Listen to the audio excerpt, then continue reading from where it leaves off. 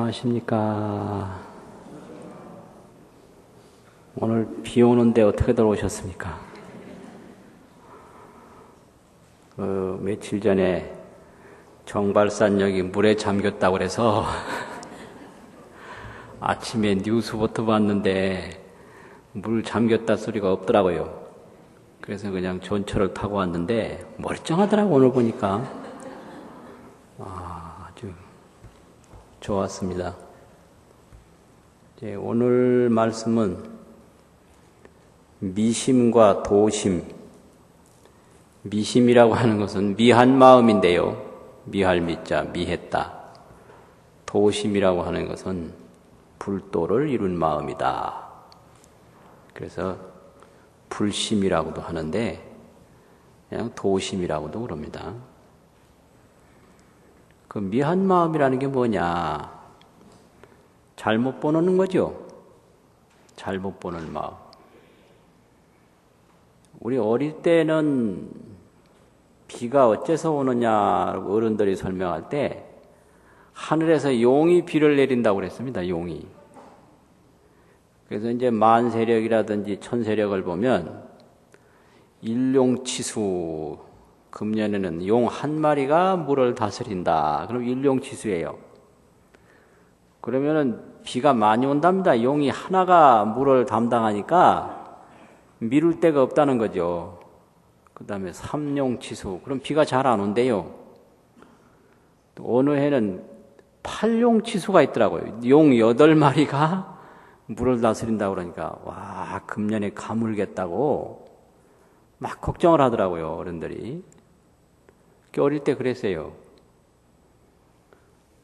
그런데 이제 근래에는 비가 어째서 오냐. 근래 뭐라고 설명합니까? 비 오는 걸. 이 기압골의 영향으로 기압골의 영향으로 뭐 저기압이다 고기압이다. 그래서 이렇게 설명하거든요. 그러면 이거는 뭔가 하면은 하늘에서 비가 오는 게 아니라 땅에서 올라가서 내려오는 거죠. 그게 요즘 설명하는 방법 아닙니까? 그래서 옛날에는 비가 하늘에서 오는 걸로 알았는데 요즘엔 비가 땅에서 온다. 이게 차이점이에요. 왜 저 영동 지방에 비가 많이 오냐? 그 대관령에 그 산이 높아가지고 육지 공기하고 바닥 공기하고 충돌을 해서 비가 쏟아진다는 거죠. 그러니까 땅에 있던 물이 내려오는 거지 하늘에는 물이 없다. 이렇게 설명해요. 이게 아주 엄청난 차이거든요. 간단한 것 같아도 용이 물을 다스린다 그러면 용은 하늘에 있다. 그러면 단순하게 비가 하늘에서 온다 이렇게 보는 생각이고요. 기압골의 영향으로 비가 온다라고 하면 이것은 땅에서 비가 오는 거지 하늘에서 비가 오는 게 아니라는 얘기입니다. 완전히 틀린 거잖아요. 여기까지 상식이고 문제는 비가 땅에서 오는 게 아니다. 여기서 또 문제가 있어요. 그 뭐라고 그러네요, 불교에서는. 비는 너의 마음이다 이래요. 이게 아주 중요한 문제입니다. 비는 너의 마음이다. 이거를 깨달아야 돼요. 저 빗소리가 뭐냐? 내 마음이다. 저 펼쳐진 공간이 뭐냐? 내 마음이다. 물이 뭐냐? 너의 마음이다. 모든 것이 너의 마음이다. 이 세상에 존재하는 어떠한 것도 너의 마음이 아닌 것은 하나도 없다. 이게 이제 법문이거든요. 근데 요즘에는 그 문화가 한문 문화에서 한글 문화로 바뀌면서 혼란되는 게 상당히 많은데요. 우리가 법문이라고 하지 않습니까? 그 문자가 문문자입니다. 그게 비유인데 법이라고 하는 것은 도라는 얘기고 도는 깨달은 지혜지요. 깨달은 지혜로 인도하는 문과 같다. 그래서 이렇게 이야기하는 말씀을 법으로 인도하는, 그 지혜의 법으로 인도하는, 지혜의 세계로 인도하는 문이다 이래서 법법자 문문자를 써서 법문이라고 그러거든요. 글문자는 안 맞는 거예요. 법의 글이다 그게 아니고요. 길이라는 소리예요. 이렇게 마음 밖에 물이 있고 마음 밖에 홍수가 나고 마음 밖에 소리가 난다라고 하는 게 중생들 우리 생각이고 우리 지금 보고 있는 인식이거든요. 이게 미심이에요, 미심.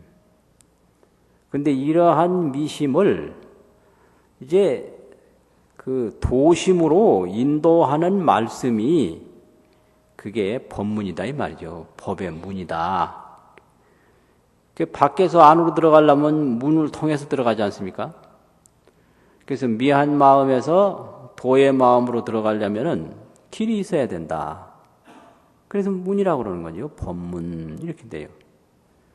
그래서 이제 우리가 항상 걸려 있는 게 현상을 보되 그게 자기 마음 밖에 있는 걸로 늘 보는 거, 그게 이제 우리가 넘어야 할 관문입니다.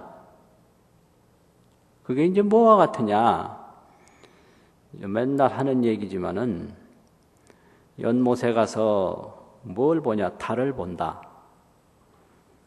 그럼 달이 멋있잖아요. 그러면 그 달을 건지려고 연못 물속으로 들어가면 달을 못 건지잖아요. 그 왜 못 건지냐 이거죠. 분명히 밖에서 달을 보고 들어왔는데 왜 밑에 들어가면 없을까요? 그거 이상하잖아요. 분명히 연못가에서 들여다볼 때는 달이 있었습니다. 맞죠? 있죠? 그런데 가서 찾아보면 없잖아요. 이게 아주 중요한 문제입니다. 이게. 그건 그렇게 그림자지 그게 달이 아닌데요. 그림자를 달로 착각을 하는 거예요. 그럼 달은 어디 있냐? 하늘에 있죠. 반대예요.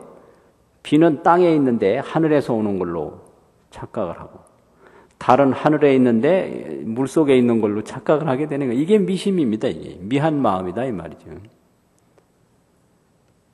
그래서 우리가 내 마음으로 보는 것인데 그게 있는 걸로 안다 이거예요. 그건 내가 보는 것이지 있는 게 아니다.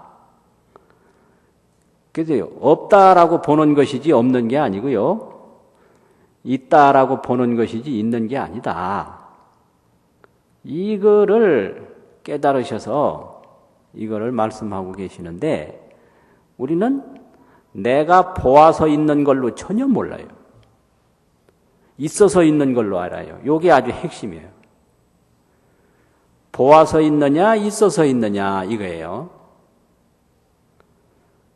그러니까 이 세상의 모든 게 내가 있다고 보는 것이지 있는 게 아니고 없다고 보는 것이지 없는 게 아니다. 요거가 해결되면 돼요. 이게요. 그래서 이게 죽는 것도 마찬가지예요. 죽는다고 내가 보는 것이지 죽는 게 아니고 사는 것도 산다고 내가 보는 것이지 사는 게 아니다. 그러면 이 죽고 살고 있고 없고 여기서 자유로우려면 이 보는 행위를 그만둬야 돼요. 이 보는 거. 요게 견문각지라고 그래서 이게 번뇌인데 끊임없이 있다고 보고 없다고 보고 죽는다고 보고 산다고 보고 좋다고 보고 나쁘다고 보고 언제나 봐요 이렇게. 이게 끝나지를 않습니다. 어제는 좋다고 보다가 오늘은 나쁘다고 보고요. 또 오늘은 나쁘다고 보다가 내일은 좋다고 보고. 이게 끊임없이 요동을 쳐서 끝나지를 않거든요. 그래서 정신이 아주 건강한 사람은 이 보는 행위에서 벗어난다. 그래서 철학이나 논리에서는 관이 중요한데요. 어떻게 보느냐. 이 보는 게 전부 자기 중심으로 보는 거죠. 진리 중심으로 보는 게 아닙니다. 이게 문제예요. 그래서 흔히 우리가 말할 때 객관적으로 이런 말을 쓰는데요. 정신적으로 보면 객관은 없습니다. 주관뿐입니다. 객관은 없는 거예요. 다 내 중심으로 그렇게 보는 거지. 누구에게나 공통적으로 보는 거는 못해요, 자기가. 나는 내 중심으로 보고요. 어른은 어른 중심으로 보고, 아이는 아이 중심으로 보고. 이게 주관뿐이에요. 근데 이 주관이라고 하는 게 원 진실하고 동일하질 않아요. 그러니까 연못 속에 달이 있다라고 보는 거하고 달이 있는 거하고는 달라요. 틀림없이 물속에 달이 보이는데 없거든요. 그게 보인다고 다 있는 건 아니다. 이거예요. 그래서 내가 옳다고 본다고 해서 다 옳은 게 아니다. 내가 죽는다고 본다고 해서 죽는 게 아니고 내가 산다고 본다고 해서 사는 게 아닌데 요거를 모른단 말이에요. 내가 보는 거는 진짜로 있는 걸로 안단 말이에요. 그게 미심이에요. 미심, 미한 마음이다. 미할 미자가 있거든요. 쌀미 밑에 책받침한 거예요. 미한다고. 그걸 중생심이라고 그럽니다. 중생심. 그래서 이 미심에서 벗어나는 게 도거든요. 그게 도심이거든요. 그러면 공화라는 말도 쓰는데요. 이 허공에 꽃이 없거든요. 그런데 어떤 때는 꽃이 보인다 이 말이에요. 그럼 허공이 저 꽃이 보이는데 가서 꽃을 따려고 그러면 허공에 꽃이 없습니다. 왜 없느냐? 꽃이 어디서 나왔느냐 하면 내 눈병에서 나왔기 때문에. 병목공화라고 병목. 눈에 병이 생기면 이게 병목인데 눈목자. 허공에 꽃이 보이는 거예요. 이게 공화예요. 그러니까 내가 눈병이 생겼기 때문에 허공에 꽃이 보이는 것이지 눈병이 없으면 꽃은 안 보인다 이건데 내가 그렇게 보기 때문에 그런 것이지 본래 그런 것이 아니다 이거예요. 그래서 불생불멸인데 나의 미한 마음으로 말미암아 생로병사를 느낀다 이거예요. 그래서 이건 느끼는 것이지 존재하는 것은 아니다 이렇게 돼요. 느낀다고 다 있는 건 아니다. 재밌죠 아주. 그래서 우리 느낌이 전부 자기 중심으로 느낀다는 거 이거를 우리가 모르는 거거든요. 아, 저 사람 나쁜 사람이다. 어떤 사람 저 사람 좋은 사람이다. 만날 토론을 해도 끝이 안 나죠. 사실은 좋은 사람도 아니고 나쁜 사람도 아닌 거예요. 경우에 따라서 좋을 수도 있고 나쁠 수도 있거든요. 그런데 나쁘다고 보는 건 내가 그렇게 보는 거죠. 좋다고 보는 건 또 저 사람이 그렇게 보는 거고. 그래서 이건 보는 대로 보이는 것이지 있는 대로 보는 게 아니다 이거거든요. 보는 대로 보이는 것이지 있는 대로 보는 게 아니다. 그래서 있는 대로 본다라고 하면 그게 이제 자기를 잃어버리고 헤매게 돼요. 이걸 윤회라고 그래요. 집을 잃고 돌아다니는 어린아이와 같다 이거죠. 헤매게 돼요. 아, 이건 내가 만들어 놓은 세계로구나. 아, 내가 만들어서 내가 보는 거로구나. 나에게 보이는 것은 내가 만든 그림자다. 내가 보아서 보이는 거다. 이거를 확실히 아는 게 입도입니다. 도의 세계로 들어가는 거예요. 그러니까 비가 하늘에서 오는데 이거는 땅에서 오는 거다. 이걸 확실히 아는 거예요. 이 땅에서 비가 만들어지지 않으면 하늘에서 비가 내리지 않는다. 그런데 그냥 볼 때 비가 막 하늘에서 쏟아지는데 저게 땅에서 온다 그러면 잘 믿겠습니까? 분명히 머리 위에서 쏟아지는데. 그게 사실이거든요. 그렇듯이 내가 보지 아니하면 존재하지 않아요. 내가 보지 아니하면. 그러니까 내가 어떻게 보느냐, 이게 아주 중심이고요. 그런데 이 세상에 나는 것도 아니고 뭐 죽는 것도 아니고 이런 얘기를 하는데, 반야심경에서 불생불멸 뭐 이런 말을 하는데, 문제는 뭐 태어난다고 보고 죽는다고 보고 나쁘다고 보고 좋다고 보고 끊임없이 본다는 거죠. 이것을 번뇌라고 하고 이걸 윤회라고 그러고 이걸 고해라고 그럽니다. 고통받아라고. 고통받아라고. 그러면 도의 세계로 들어가려면 이렇게 보는 습관을 집어치우고 그냥 자제하면 돼요. 그냥 갈 때는 가고 올 때는 오고, 이거를 근심 걱정을 내려놓는다 이렇게 얘기를 합니다. 끊임없이 이게 좋은가 나쁜가, 이익이 될 건가 손해가 될 건가, 평생 이익을 쫓아서 살았는데 죽을 때 보니까 손해만 봤다 이래요. 이게 참 허망한 짓이에요.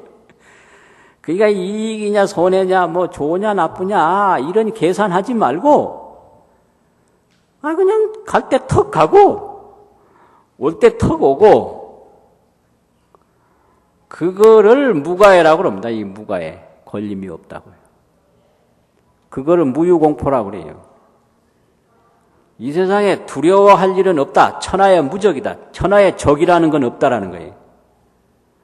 그런데 적은 내가 만들어서 있다. 이게 그냥 아주 중요한 문제예요. 이 세상에 좋은 건 없다. 좋은 건 내가 만들어서 있다. 그러니까 적도 없고 아군도 없는데, 내가 우군을 만들고 아군을 만들고요. 내가 적을 만들고 내가 상대를 만들어요. 그래서 자기가 만든 감옥에 자기가 만든 덫에 걸려서 헤매는 게 그게 미한 마음입니다. 미안, 친한 걸 만들어 놓으면 또 친하지 않은 걸 또 만들어야 되고, 미심이다, 이게. 그래서 그 미심에서 이제 도심으로 인도하는 것이 그게 법문인데, 그 법문은 크게 두 가지로 설명할 수가 있습니다. 첫째는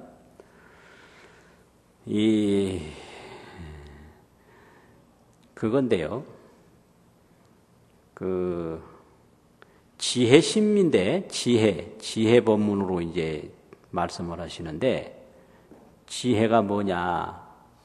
모든데 집착하지 않게 하는 법문이 있어요. 그걸 상징적으로 하면, 절에 들어가다 보면 입구에 그 무섭게 생긴 사천왕이 있거든요. 거기 방망이도 가지고 있고 칼도 가지고 있고, 또 금강절하고 또 사천왕이 있어요. 양쪽에 이 세 발이 있고요. 복판에는 하나거든요. 그걸 금강방망이라고 그래가지고, 방망이 젖자가 있습니다. 나무 목변에 오전오후라고 하는 그 오자 쓴 거예요. 방망이 젖자, 이 금강절하고 그래요. 근데 내가 어릴 때 절에 가서 제일 무서운 게 그 사천왕이었어요. 내가 간 그 절에는 그 무시무시한 그 사천왕이 사람 배를 밟는데 창자가 밖으로 막 흘러나오는 그런 모양을 해놨더라고요. 얼마나 무서워요. 그럼 이 방망이, 칼, 이게 뭐냐? 그래서 내가 처음에 절에 왔는데 그걸 많이 묻더라고요. 불교는 잡인데 왜 칼을 가지고 문간에 서 있냐? 그 설명 못 하겠더라고요. 그래서 그 선배 스님들한테도 물어봐도 신통한 대답이 없어요. 그래서 이제 그걸 자꾸 이제 연구를 해보니까 그 답이 나오는 거예요. 그거는 방망이가 부수는 거, 칼 잘라내는 거잖아요. 방망이 부수는 거예요. 부수기 위해서 방망이가 있는 거거든요. 잘라내기 위해서 칼이 있는 거거든요. 창도 밀어내기 위해서 창이 있는 거지 않습니까? 지혜를 말하는 거예요, 이게요. 그래서 사천왕은 지혜를 말한다. 지혜는 어디에도 집착을 하지 않고 두려움을 느끼질 않아요. 두려움도 쳐부수고 집착도 쳐부수고 걸림이 없는 거예요. 좋은 것도 부수고 나쁜 것도 부수고 어떤 생각이든지 일어나면 부숴버려요. 그래서 더 이제 선가에서 극단적으로 가면 부처도 부수고 조사도 부순다. 살불살조란 말이 있잖아요. 나쁜 것만 부수는 게 아니라 좋은 것도 부숴버려요. 나쁜 데만 집착하지 않는 게 아니라 좋은 것에도 집착하지 않는다. 이게 지혜거든요. 그럼 왜 부수냐? 이 세상에 있는 거는요, 다 색즉 시공이에요. 색이라고 하는 건 모든 현상인데, 현상이 다 인연에 의해서 생겼기 때문에 이걸 색공이라고 그러거든요. 색공. 근데 우리가 말하는 이 공은 현공이에요. 나타난 공이다 이거죠. 그래서 색공과 현공이 있어요. 현공이 뭐냐 그러면 여기 벽이 이렇게 있는데 벽 안에는 아무것도 없이 텅 빈 걸로 나타내 보이거든요. 이게 현공이에요. 나타난 공이. 그래서 불교에서 공 그러면 색공을 말합니다. 현공을 말하는 게 아니고요. 색공이라고 하는 것은 이제 이게 색인데요. 이게 물질인데 이게 자체가 없다는 거예요. 흙하고 물하고 사람 솜씨가 이렇게 만들었다는 거죠. 그래서 흙에 의해서 물에 의해서 사람 솜씨에 의해서 만들어졌기 때문에 이 자체가 없다. 이게 색공이거든요. 색즉시공이라는 게. 또 이게 무상해요. 이게 뭐 사람이 밟아도 깨지고 내려뜨려도 깨지고 뭐 금방 깨질 수가 있어요. 무상해. 그래서 이 세상 어떤 것도 색공이고 자체가 없고 무상하니까 집착을 느낀다든지 두려워할 건 없다라는 거예요. 그래서 이 세상은 집착할 것도 없고 두려울 것도 없는데 그걸 실체를 보지 못하고 부질없이 집착하고 부질없이 두려워하니까 그게 미한 마음이거든요. 그래서 집착하지 말고 두려워하지 말라고 집착하는 마음이 일어나면 방망이로 때려 부수고 두려워하는 마음이 일어나면 방망이로 때려 부수고 그게 사천왕이에요. 참 멋있는 거예요. 때려 부숴보는 거죠. 그냥 부숴요. 이 집착과 공포. 그런데 이렇게 자꾸 하는 마음이 있는데 그걸 마군이라고 그래요. 그 마군이는 자꾸 집착하게 만들어요. 자꾸 미한 쪽으로 끌고 간단 말이에요. 야, 좋아 보인다. 이게 마군이고요. 야, 무섭다. 이게 마군이란 말이에요. 그래서 마 얘기 보면 꼭 집착하게 이렇게 사람을 끌고 가는 걸로 그렇게 하고요. 그래서 속되게 말하면 꼬신다고 그래요. 국어사전에는 꼬드긴다고 했다고 해요. 꼬드긴다고. 근데 우리가 말은 뭐 꼬신다. 경상도에서는 꼬운다 이러더라고. 꼬운다. 자꾸 유혹하는 거죠. 그럼 누가 유혹하는 게 아니라 내가 끌리는 거예요. 아무것도 아닌데. 이 세상에 유혹은 없습니다. 내가 끌리는 거죠. 내가. 그러니까 자기가 넘어가 놓고 나를 그쪽으로 끌고 갔다고 원망해요. 그건 자기가 책임을 안 지는 거거든요. 자기가 선택한 거예요. 그러니까 이 마라고 그러는 건 바로 미한 마음인데 그 집착할 것이 없는데 집착을 하고 두려울 것이 없는데 두려워하는 그 집착과 공포의 마음이 마입니다. 마. 그걸 마군중이라고도 하고 마군이라 이렇게도 하고요. 근데 그건 미심이에요. 그래서 무상하니까 집착할 게 없고 자체가 없으니까 집착할 게 없는데 자꾸 집착한단 말이에요. 그러니까 이 집착하는 마음을 때려 부수는 게 그게 방망인데 그냥 나무 방망이가 아니고 부서지지 않는 방망이 그게 금강방망인 거예요. 지혜는 부서지지 않거든요. 지혜는 써도 부서지질 않아요. 그 일반 물질은 쓰면 없어지는데 지혜는 안 없어져요. 부증불감이거든요. 지혜는 그게 그 금강방망인 거예요. 그게 사천왕 딱 버티고 있는 게 집착하지 마라. 두려워하지 마라. 이렇게 되면 어떻게 되느냐? 자기구제가 되는 거죠. 자기구제가. 누가 나를 괴로움으로 끌고 가는가? 나의 집착이, 나의 공포가 나를 괴로움으로 끌고 가요. 그렇잖아요. 내가 젊어서부터 너를 위해서 얼마나 고생한 줄 아느냐? 누가 고생하랬나요? 아무도 고생하라 소리 안 했잖아요. 그 나의 애착이, 나의 집착이, 나의 미련이 그걸 만든 거잖아요. 그러니까 학위는 자기가 해놓고 보상은 딴 데서 받으려고 그래요. 이게 어리석음이죠. 그게 미한 마음이에요. 정신치료하는 분인데 깜짝 놀랐어요.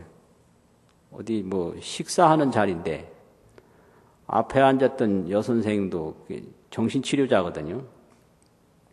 그러니까 노인이 밥을 자시려고 이렇게 앉아있는데 아니 밥을 자시면 뭐 뜨기도 하고 뭐 담기도 하고 해야 되잖아요. 근데 이 양반이 이야기만 내 하고 밥 먹는데 관심이 없어. 그러니까 앞에 있던 그 정신치료자 여선생님이 선생님 이거 떠드릴까요? 뭐 안타까웠던 모양이에요. 아 이거 남이야 자시든 말든 안타까울 게 뭐 있어요. 그거 하나가 모든 화의 근본이 되는 거예요. 정신이란 먼 데 있는 게 아니고 큰 데 있는 게 아닙니다. 딱 보면 아 저거 하나 동작이 모든 게 다 들었어요. 그 양반이야 밥을 자시든 안 자시든 뭐 안타까울 게 뭐가 있네요. 그게 밥 시간인데 밥은 안 자시고 이야기만 하는 것이 안타깝게 보이는 그 마음. 그게 마군이에요. 배고프면 당신이 자시겠지. 이 양반은 치료가 잘 안 되겠구나, 내가 느낄 때. 그 여선생님은.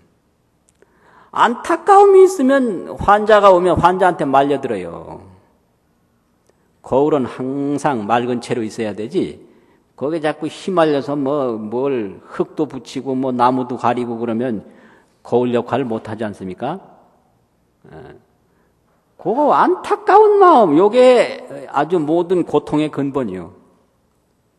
그러니까 떠드릴까요? 그러니까 그걸 딱 알아챈 거예요, 이 치료자, 이 노인이. 그러니까 뭐라 그래? 할 일 없으면 해. 이런다고요. 그래, 어이구, 이러더라고요. 화가 나니까. 이게 이제 치료자가 이제 보는 생각하고 일반 사람이 보는 생각하고 틀려. 일반 사람은 떠드릴까요? 고맙습니다. 하든지, 그러라고 하든지 할 거 아니에요. 그런데 왜 나를 떠주려고 하는지 그 마음을 금방 아는 거예요. 밥은 내가 먹는데 자기가 왜 안달이냐 이거지. 안달할 까닭이 없는 거예요. 배고프면 자기가 먹겠지. 그렇지 않습니까? 그러니까 떠드릴까요? 그러니까 할 일 없으면 하라고. 그거 생각해보면 얼마나 그 냉정하기도 하고 무심하기도 합니까? 그러니까 왜 그러냐고 감정 표현을 또 하더라고요. 그러니까 또 설명하더라고요. 말이야, 사람들은 말이야, 자기가 하고 싶어서 해놓고 나중에는 생색을 낸단 말이야. 이런다. 이게 핵심이에요, 또. 누가 아들 낳아서 키우랬나요? 키우고 싶어서 키워놓고 나중에는 아들한테 보상받으려고. 이게 다 자기가 만들어서 자기가 지금 당하는 거 아닙니까? 그래서 이거 하나만 간파를 하면 끝나는 거예요. 모든 정신 문제가. 말이야, 사람들은 말이야, 자기가 하고 싶어서 해놓고 나중에는 생색을 낸단 말이야. 내가 지금 뭔가 안타까워하구나. 스스로 하려고 그러는 거지. 그 다음에는 열심히 밥을 떠주었는데 거기에 대해서 고맙다는 말을 안 한다든지 수고했다는 어떤 마음 표시를 안 하면 그럴 수가 있느냐고. 똑같은 거예요. 똑같은 거예요. 예. 그러니까 이런 게 전부가 이 마군입니다. 애착할 것이 없는데 애착하고 두려워할 것이 없는데 두려워하고 그러니까 이 세상에는 애착할 것도 없고 두려워할 것도 없다. 자기 본래 마음으로 돌아가라. 이것이 이제 방망이에요.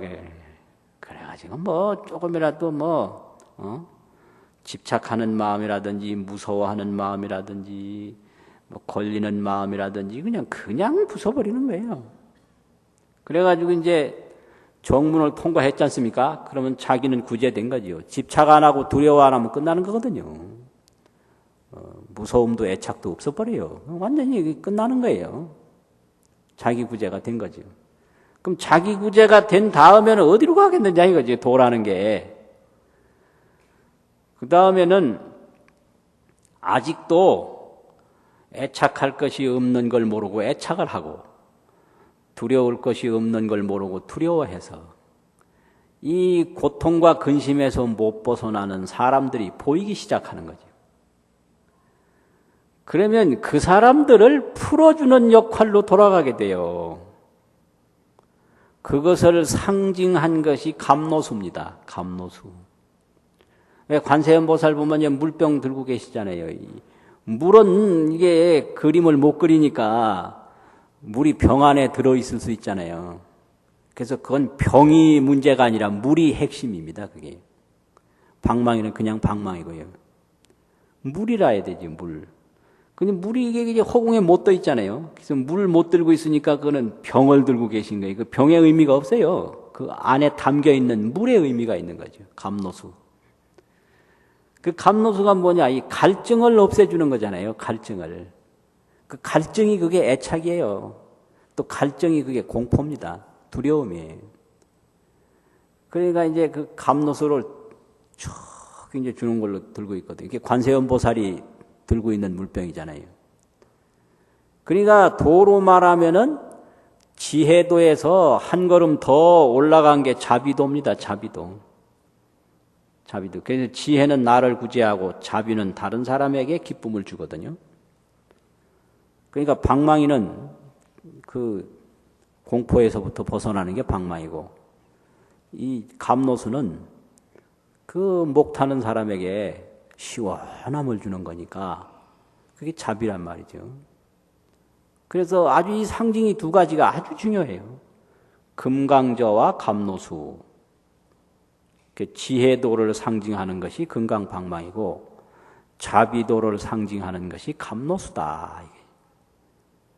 그 목마른 사람에게 감노수를 한 그릇 주면 그 얼마나 좋겠습니까?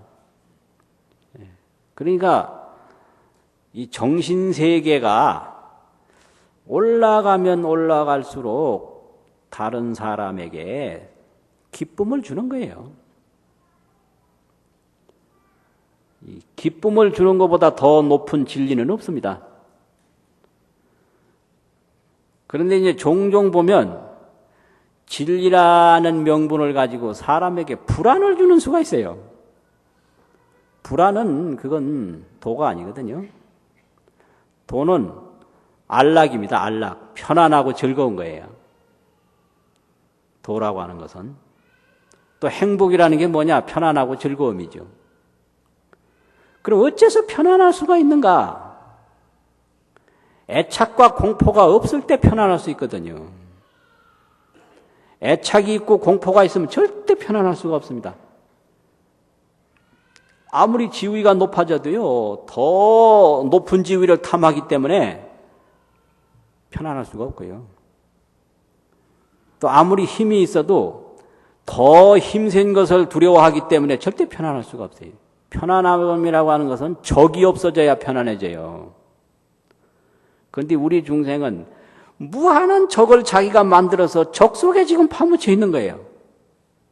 적 속에. 적군이 그냥 우글우글 하거든요. 어떤 때는 뭐 아버지도 적이 되고 어머니도 적이 되고 형제간 뭐 전부 다 가족이 다 적이 되고 이웃도 적이 되고 아군은 하나도 없고 적군뿐이다 이 말이죠. 그런데 어떻게 편안할 수 있겠는가? 구하는 마음, 두려워하는 마음, 이런 마음이 없어져야 편안할 수 있거든요. 그러면 몸이 가벼워진다. 공포감을 안 느끼면 몸이 가벼워지거든요. 그래서 그걸 가벼울 경자를 써서 경안이라고도 합니다. 경안. 편안한 사람 몸부터 가벼워진다 이거죠. 경안. 그렇게 되는 거죠. 근데 즐거울 낙자, 기쁨이 생겨요.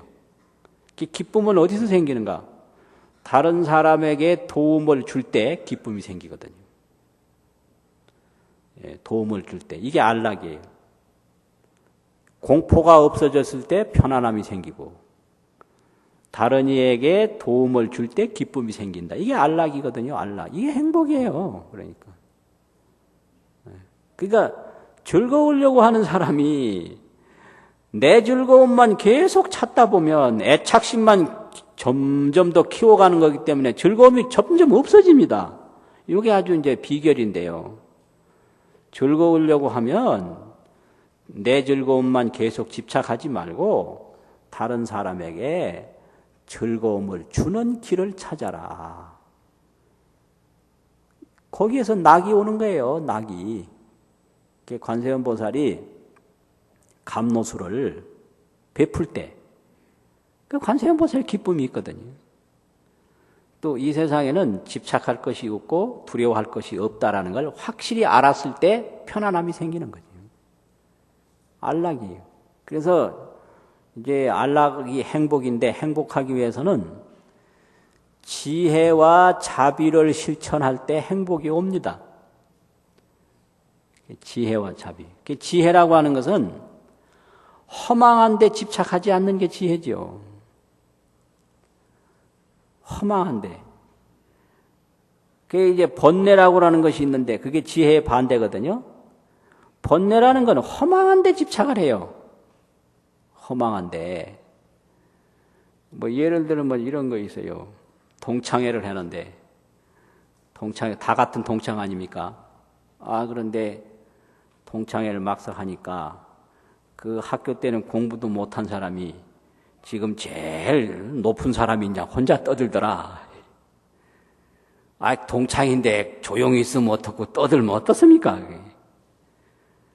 그런데 그냥 불안한 거예요. 그게 불편하고 마음이 상하는 거예요. 그거 아무것도 아니거든, 그게. 허망한 거단 말이에요. 그 모임에서 흩어지면 그만이거든요. 근데 그 모여있는 그 순간, 마음이 불편한 거예요.